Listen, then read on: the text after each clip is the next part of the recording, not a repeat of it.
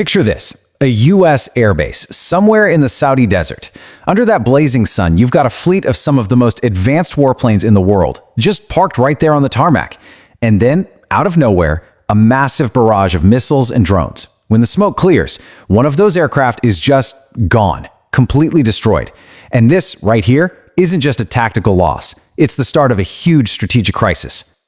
Okay, so let's get right into the facts. The date is March 27th, 2026.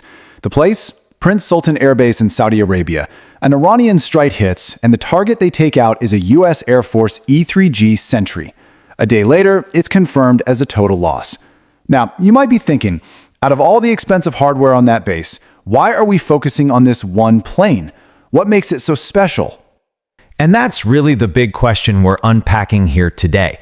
How on earth can losing a single, pretty old aircraft send these massive shockwaves through the entire US military presence in the Middle East? Well, the answer tells us a lot about a fundamental shift that's happening in modern warfare. To really get the impact, you first have to understand what this plane actually does. This was no ordinary jet. You can think of it as the battlefield's quarterback. The plane was an AWACS, which stands for Airborne Warning and Control System. Basically, you take a Boeing jet and you pack it full of advanced tech until it's a flying command post, a super powerful radar station, and a battle management hub, all rolled into one. Its job isn't just to see what's happening on the battlefield, it's to command it from 30,000 feet. And the sheer number of jobs this one plane does is exactly what makes it so important. It's not just a pair of eyes in the sky. It's the air traffic controller for the entire war. It's telling fighter jets where to go, it's setting up tankers for refueling, and it's connecting the Air Force, the Navy, and the Army so they all work as one team. It's the glue that holds everything together. And the scale of its vision is it's immense. A single one of these planes, just circling way up high, can keep an eye on 120,000 square miles of airspace. Its radar is so powerful it can look down and spot things like low-flying cruise missiles and drones that ground radars would completely miss until it's way too late. So the real cost of losing this thing isn't just the plane itself. This quote from Gulf News just nails it. You're not losing one aircraft, you're losing the battlefield's entire central nervous system. You're losing the thing that lets all the other pieces talk to each other and react. Now, here's the kicker. This wasn't just some lucky shot in the chaotic attack. The way this E-3G was taken out shows a very calculated, very sophisticated strategy. They weren't just hitting the muscle, they were aiming directly for that central nervous system. You see, a normal strike might just be about causing general chaos. Blow up some runways, hit some fuel tanks, make a big statement. But this was surgical. After the attack, the images showed that the strike was centered right on the area where the E-3 was parked. This wasn't just a show of force, it was an assassination of a critical piece of the network. And the way they did it was pretty clever. Sources say Iran used what are called mixed strike packages. They launched ballistic missiles and a whole swarm of drones all at the same time. It's a classic tactic when you're trying to overwhelm a more advanced enemy. The idea is to just flood their air defenses with so many targets that you guarantee the really important ones get through. And here is the smoking gun. Damage reports show the strike hit the back of the aircraft, right where that huge, iconic, rotating radar dome sits. That dome is the entire reason the plane exists. It's the source of its power. Hitting it wasn't just about destroying the plane, it's what military folks call a sensor decapitation. In other words, you blind your enemy by taking out their eyes.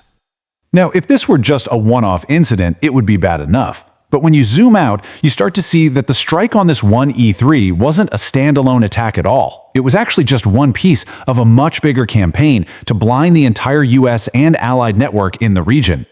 So first off, let's look at the AWACS fleet itself. You have to understand, these planes are what planners call low-density, high-value assets. Translation, they are super important, and there aren't many of them. The Air Force started with over 30, but these things are old. They date back to the 70s. After this strike, the number of active E-3s dropped to just 15. When you have so few of something, losing even one is a massive, massive blow. But here's the real story. This attack fits into a really disturbing pattern. The E-3 was just the most visible target in what looks like a coordinated effort to take out the eyes and ears of the US military and its partners across the whole region. Just look at this. Along with the AWACS, that same strike damaged refueling tankers, which are essential for keeping planes in the air. But look wider. Other strikes have hit critical ground radars, like the ones used for the THAAD missile defense system. They're systematically going after the command, the logistics, and the sensor pillars of air power. It's a strategy. In total, reports based on satellite images suggest at least 10 U.S. and allied radar sites have been hit across the Middle East. Now, damaging a radar doesn't totally disable a missile defense system, but it makes it a whole lot less effective. What they're doing is creating blind spots all across the defensive network. So, what does this all mean? What are the real, long-term consequences of this attack? Well, it suggests that the rules of the game might be changing. The ripple effects are immediate, and they are severe. First, there's a giant hole in your surveillance coverage. That means your reaction times are way slower. And AWACS might spot a threat a full 85 minutes earlier than ground radar. That's a critical advantage that's just gone. Then, the remaining 15 planes are put under incredible strain to cover the gap. And maybe most importantly, it weakens deterrence. It proves to the world that America's most prized assets are not untouchable. And you can't just go out and buy a new one.